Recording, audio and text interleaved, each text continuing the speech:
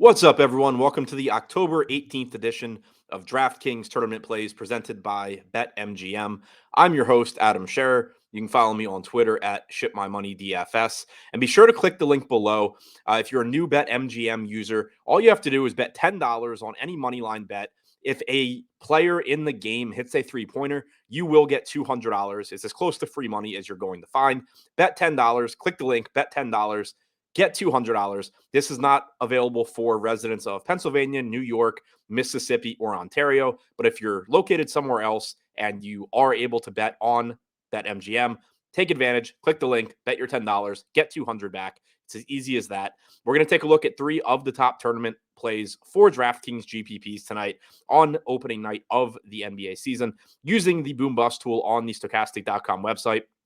Starting with number 3, Draymond Green, projected for 35% ownership with a 37% chance of being in the optimal lineup. Green is $5,800 with power forward and center eligibility. He averaged 0.94 DraftKings points per minute in 25 games last year, where Steph Curry and Klay Thompson were both active. Most of that came in the postseason, but that's pretty much in line with what we expect from Green. We did have Steve Kerr say that the starters would not play more than 30 minutes because they're not ready. Conditioning wise, I'm expecting around 26 minutes or so from Draymond, but at this price tag, still makes him look like a good mid-range option. Number 2, Tobias Harris, $5,900, $100 more expensive than Draymond, projected for 35% ownership with a 37% chance of being in the optimal lineup. So basically the same numbers as Draymond.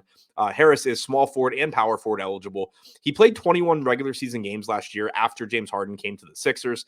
He averaged 0.84 DraftKings points per minute with just a 17.9% usage rate. So you don't have quite the same upside from Harris that you did before Harden came. That goes without saying. Anytime you add James Harden to a team, somebody like Harris is going to take a step back offensively, but we still should get plenty of open looks for Tobias Harris, and he's likely to give you 34, 35 minutes tonight at a reasonable price tag with multi-position eligibility. And number 1, Patrick Beverly, $4,300 price tag, projected for 43% ownership with a 55% chance of being in the optimal lineup. Beverly has point guard and shooting guard eligibility. This is his first year on the Lakers, so we don't know exactly how he's going to fit in alongside LeBron James, Anthony Davis, Russell Westbrook. We don't know what the rotations are going to look like either. You have Westbrook, Beverly, Monk, Lonnie Walker, Austin Reeves, all these guys competing for minutes, but my best guess is that you're going to get around 26 to 28 minutes from Beverly. And while we don't yet know the rates that he will produce at on this team, he did play 676 minutes last year, where Anthony Edwards, Karl Anthony Towns, and D'Angelo Russell were all on the floor alongside him.